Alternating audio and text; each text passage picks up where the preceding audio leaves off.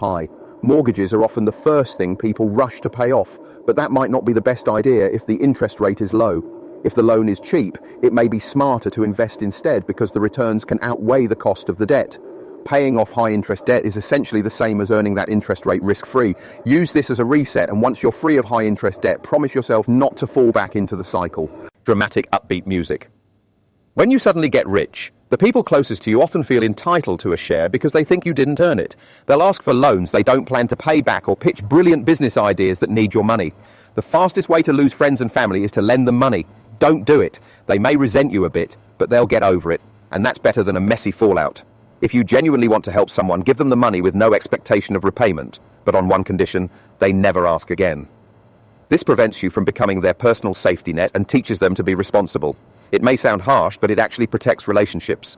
Sometimes you have to be cruel to be kind. This saves far more friendships than becoming someone's personal piggy bank. When people get rich quickly, they often still have a consumer mindset. They look at the money in their bank account and imagine all the ways they'll spend it. A family my son knew won the lottery when he was younger. His friend's parents bought a mansion, sports cars, and sent all their kids to private school. Only a couple of years later, the fantasy collapsed. They pulled the kids out of school, sold the cars, and desperately tried to sell their mansion for far less than they paid. This happened because they didn't understand the golden rule: never spend the principal, only the interest.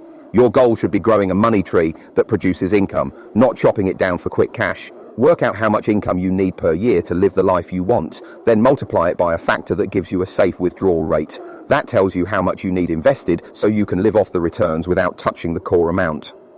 Even if you haven't come into sudden wealth, calculating this number is still extremely useful. It becomes your financial freedom target.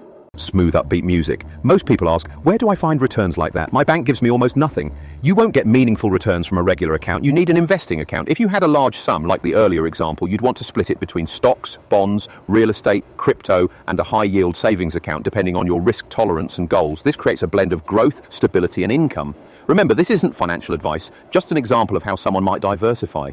Historically, a balanced portfolio like that can generate substantial passive income if markets perform near their long-term averages, though nothing is guaranteed.